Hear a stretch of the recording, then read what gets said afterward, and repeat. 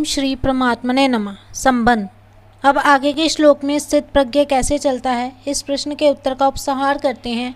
विहाय कामान्य सर्वान् पुमांश्चरित निस्पृह निर्ममो निरहंकार स शांतिमधिगच्छति। अप्राप्त वस्तु की इच्छा का नाम कामना है। स्थित प्रज्ञ महापुरुष संपूर्ण कामनाओं का त्याग कर देता है। कामनाओं का त्याग कर देने पर भी शरीर के निर्वाह मात्र के लिए देश, काल, वस्तु, व्यक्ति, पदार्थ आदि की जो आवश्यकता दिखती है, अर्थात जीवन निर्वाह के लिए प्राप्त और अप्राप्त वस्तु आदि की जो जरूरत दिखती है, उसका नाम सप्रिया है। स्थित प्रज्ञ पुरुष इस सप्रिया का भी त्याग कर देता है, कारण कि जिसके लिए शरीर मिला था और जिसकी आवश्यकता थी, उस तत्व की प्राप्ति हो गई, वह आवश्यकता पूरी हो गई। अब शरीर चाहे ना रहे, शरीर निर्वाह हो चाहे ना हो, इस तरह वह बेपरवाह रहता है। यही उसका निस्पृह होना है। निस्पृह होने का अर्थ ये नहीं कि वह निर्वाह की वस्तुओं का सेवन करता ही नहीं, वह निर्वाह की वस्तुओं का सेवन भी करता है, पथ्य कुपथ्य का भी ध्यान रखता है, अर्थात पहले साधन अवस्था में शरीर आदि के साथ जैसा व्यवहार करता था वैसा ही व्यवहार अब भी करता है। परंतु शरीर बना रहे तो अच्छा है, जीवन निर्वाह की वस्तुएं मिलती रहें तो अच्छा है, ऐसी उसके भीतर कोई परवाह नहीं होती। इसी अध्याय के 55वें श्लोक में प्रजहाति यदा कामान सर्वान पदों से कामना त्याग की जो बात कही थी, वही बात यहाँ विहाय कामान्य सर्वान पदों से कही है। इसका तात्पर्य है कि कर्म योग में संपूर्ण कामनाओं का त्याग किए बिना कोई स्थित प्रज्ञ नहीं हो सकता, क्योंकि कामनाओं के कारण ही संसार के साथ संबंध जुड़ा हुआ है। कामनाओं का सर्वथा त्याग करने पर संसार के साथ संबंध रह ही नहीं सकता। स्थित प्रज्ञ महापुरुष ममता का सर्वथा त्याग कर देता है। मनुष्य जिन वस्तुओं को अपनी मानता है, वे वास्तव में अपनी नहीं है, प्रत्युत संसार से मिली हुई हैं। मिली हुई वस्तुओं को अपनी मानना भूल है। ये भूल मिट जाने पर स्थित प्रज्ञा वस्तु, व्यक्ति, पदार्थ, शरीर, इंद्रियां आदि में ममता रहित हो जाता है। ये शरीर मैं ही हूँ, इस तरह शरीर से तादात्म्य मानना अहंकार है।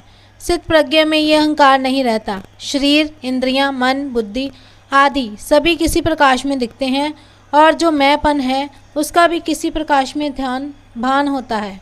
अतः प्रकाश की दृष्टि से शरीर, इंद्रियां, मन, बुद्धि, अहंता ये सभी दृश्य हैं। दृष्टा दृश्य से अलग होता है, ये नियम है। ऐसा अनुभव हो जाने से स्थित प्रज्ञ निरहंकार हो जाता है। स्थित प्रज्ञ शांति को प्राप्त होता है। कामना, स्पृहा, ममता और अहंता से रहित होने पर शांति आकर प्राप्त होती है, ऐसी बात नहीं है। प्रत्युत शांति तो मनुष्य मात्र में स्वतः सिद्ध है। केवल उत्पन्न एवं नष्ट होने वाली वस्तुओं से सुख भोग की कामना करने से, उनसे ममता का संबंध रखने से ही अशांति होती है। जब संसार की कामना, स्पृहा, ममता और अहंता सर्वथा छूट जाती है, तब स्वतः सिद्ध शांति का अनुभव हो जाता है। इस श्लोक में कामना, स्पृहा, ममता और अहंता, इन चारों में अहंता ही मुख्य है, कारण कि एक अहंता के निषेध से सबका निषेध हो जाता है। अर्थात यदि मैंपन ही नहीं रहेगा तो फिर मेरापन कैसे रहेगा, और कामना भी कौन करेगा और किसके लिए करेगा। जब निरंकार कहने मात्र से कामना आदि का त्याग उसके अंतर्गत आ जाता था, तो फिर कामना आदि के त्याग का वर्णन क्यों किया। इसका उत्तर ये है कि कामना, स्पृहा, ममता और अहंता, इन चारों में कामना स्थूल है।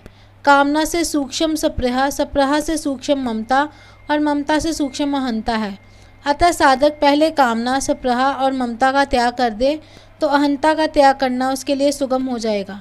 शास्त्र दृष्टि से पहले कामना का त्याग, फिर स्पृहा, ममता और अहंकार का त्याग बताया जाता है, परंतु साधक की दृष्टि से पहले ममता का त्याग, फिर कामना, स्पृहा और अहंकार का त्याग करना ही ठीक है।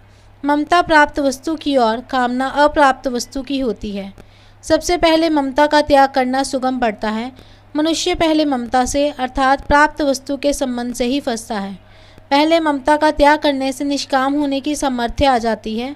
कामना का त्याग करने से निस्पृह होने की सामर्थ्य आ जाती है, और स्पृहा का त्याग करने से निरहंकार होने की सामर्थ्य आ जाती है। शास्त्र दृष्टि के अनुसार चलने से मनुष्य पंडित हो जाता है, और साधक की दृष्टि के अनुसार चलने से मनुष्य को अनुभव हो जाता है। अहंता ममता से रहित होने का उपाय। कर्म योग की दृष्टि से मेरा कुछ नहीं है, क्योंकि मेरा किसी वस्तु, व्यक्ति, परिस्थिति, घटना, अवस्था आदि पर स्वतंत्र अधिकार नहीं है। जब मेरा कुछ नहीं है तो मेरे को कुछ नहीं चाहिए, क्योंकि अगर शरीर मेरा है तो मेरे को अन्न, जल, वस्त्र आदि की आवश्यकता है। पर जब शरीर मेरा है ही नहीं तो मेरे को किसी की भी आवश्यकता नहीं है। जब मेरा कुछ नहीं और मेरे को कुछ नहीं चाहिए तो फिर मैं क्या रहा, क्योंकि मैं तो किसी वस्तु, शरीर, स्थिति आदि को पकड़ने से ही होता है। मेरा कहलाने वाले शरीर आदि का मात्र संसार के साथ सर्वथा अभिन्न संबंध है। इसलिए अपने कहलाने वाले शरीर आदि से जो कुछ करना है वह सब केवल संसार के हित के लिए ही करना है, क्योंकि मेरे को कुछ चाहिए ही नहीं। ऐसा भाव होने पर मैं का एक देशीयपना आप से आप मिट जाता है और कर्मयोगी अहंता ममता से रहित हो जाता है। प्राणी मात्र को मैं हूँ इस प्रकार अपने स्वरूप की स्वतः सिद्ध सत्ता का ज्ञान रहता है। इसमें मैं तो प्रकृति का अंश हूँ और हूँ सत्ता है। ये हूँ वास्तव में मैं को लेकर है। अगर मैं ना रहे तो हूँ नहीं रहेगा, प्रत्युत है रहेगा। मैं हूँ, तू है, ये है और वह है, ये चारों व्यक्ति और देश काल को लेकर हैं। अगर इन चारों को अर्थात व्यक्ति और देश काल को ना पकड़े तो केवल है ही रहेगा, है में ही स्थिति रहेगी। है में स्थिति होने से सांख्य योगी अहंता ममता से रहित हो जाता है। जिसको मैं और मेरा कहते हैं वह सब प्रभु का ही है, कारण कि मेरी कहलाने वाली वस्तु पर मेरा किंचन मात्र भी अधिकार नहीं है, परंतु प्रभु का उस पर पूरा अधिकार है। वे जिस तरह वस्तु को रखते हैं, जैसा रखना चाहते हैं वैसा ही होता है। अतः ये सब कुछ प्रभु का ही है, इसको प्रभु की ही सेवा में लगाना है। मेरे पास जो शरीर, इंद्रियां, मन, बुद्धि है, ये भी उन्हीं की है और मैं भी उन्हीं का हूँ। ऐसा भाव होने पर भक्ति योगी अहंता ममता से रहित हो जाता है। परिशिष्ट भाव पहले सौमृत तत्वाए कल्पते कहकर ज्ञान योग की सिद्धि बताई थी। अब स शांति मधिगच्छति कहकर कर्म योग की सिद्धि बताते हैं। तात्पर्य है कि चिन्मयता में स्थिति होने से अमृत की प्राप्ति होती है और जड़ता के त्याग से शांति की प्राप्ति होती है। अहंता अपने स्वरूप में मानी हुई है, वास्तव में है नहीं।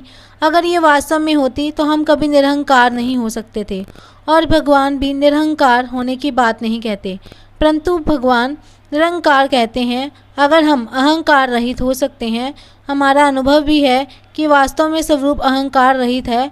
सुषुप्ति के समय अहम के अभाव का और स्वयं के भाव का अनुभव सबको होता है, जिसका स्पष्ट बोध जगने पर होता है। सुषुप्ति में अहम अविद्या में लीन हो जाता है पर स्वयं रहता है। इसलिए सुषुप्ति से जगने पर हम कहते हैं कि मैं ऐसे सुख से सोया कि मेरे को कुछ पता ही नहीं था। इस स्मृति से सिद्ध होता है कि सुख का अनुभव करने वाला और कुछ पता नहीं था, ये कहने वाला तो था ही नहीं, तो सुख का अनुभव किसको हुआ और कुछ पता नहीं था, ये बात किसने जानी। अतः कुछ पता नहीं था, ये अहम का अभाव है और इसका ज्ञान जिसको है वह अहरहित स्वरूप है। एक स्त्री की नथ कुएं में गिर गई। उसको निकालने के लिए एक आदमी कुएं में उतरा और जल के भीतर जाकर उस नथ को ढूंढने लगा। ढूंढते ढूंढते वह नथ जिसके हाथ लग गई तो उसको बड़ी प्रसन्नता हुई, परंतु उस समय वह कुछ बोल नहीं सका, क्योंकि वाणी और जल का आपस में विरोध है। अतः जल से बाहर आने पर ही वह बोल सका कि नथ मिल गई। ऐसे ही सुषुप्ति में अहम के लीन होने पर मनुष्य सुख का अनुभव तो करता है पर उसको व्यक्त नहीं कर सकता, क्योंकि बोलने का साधन नहीं रहा। सुषुप्ति से जगने पर ही उसको सुषुप्ति के सुख की स्मृति होती है। स्मृति अनुभव जन्य होती है, अनुभव जन्यम ज्ञानम स्मृति। इस प्रकार सुषुप्ति में अहम के अभाव का अनुभव तो सबको होता है, पर अपने अभाव का अनुभव किसी को कभी नहीं होता। अहंकार हमारे बिना नहीं रह सकता, पर हम अहंकार के बिना रह सकते हैं और रहते ही हैं। हमारा स्वरूप चिन्मय सत्ता मात्र है। इस नित्य सत्ता को किसी की अपेक्षा नहीं है, पर सत्ता की अपेक्षा सबको है। अगर हम अहम से अलग न होते, अहंकार रूप ही होते, तो सुषुप्ति में अहंकार के लीन होने पर हम भी नहीं रहते। अतः अहंकार के बिना भी हमारा होनापन सिद्ध होता है। जागृत और स्वपन में अहम प्रकट होता है और सुषुप्ति में अहम लीन हो जाता है, पर हम स्वयं निरंतर रहते हैं। जो प्रकट और लीन नहीं होता वही हमारा स्वरूप है। कामना का त्याग होने पर भी शरीर निर्वाह मात्र के लिए कुछ न कुछ वस्तु, व्यक्ति, पदार्थ आदि की आवश्यकता रह जाती है, जिसको सप्रहा कहते हैं। स्थित प्रज्ञ महापुरुष में शरीर निर्वाह मात्र की आवश्यकता का तो कहना ही क्या, शरीर की भी आवश्यकता नहीं रहती, कारण कि शरीर की आवश्यकता ही मनुष्य को पराधीन बनाती है। आवश्यकता तभी पैदा होती है जब मनुष्य उस वस्तु को स्वीकार कर लेता है जो अपनी नहीं है। कर्मयोगी किसी भी वस्तु को अपनी और अपने लिए नहीं मानता, प्रत्युत संसार की और संसार के लिए ही मानता है। इसलिए उसको किसी भी वस्तु की आवश्यकता नहीं रहती। कामना और सप्राह दोनों का त्याग करने का तात्पर्य है कि वस्तुओं की कामना भी ना हो और निर्वाह मात्र की कामना भी ना हो, कारण कि निर्वाह मात्र की कामना भी सुखभोग ही है। इतना ही नहीं, शांति, मुक्ति, तत्व ज्ञान आदि को प्राप्त करने की इच्छा भी कामना है। अतः निष्काम भाव में मुक्ति की भी कामना नहीं होनी चाहिए। इस श्लोक में अपरा प्रकृति का निषेध है। जीव ने अहंकार के कारण अपरा प्रकृति को धारण किया है। जयेदम धारयति जगत, अतः निरहंकार होने पर अपरा प्रकृति का निषेध हो जाता है और जीव जन्म मरण रूप बंधन से मुक्त हो जाता है। सबका त्याग होने पर भी अहंकार शेष रह जाता है, पर अहंकार का त्याग होने पर सबका त्याग हो जाता है। जय श्री कृष्ण।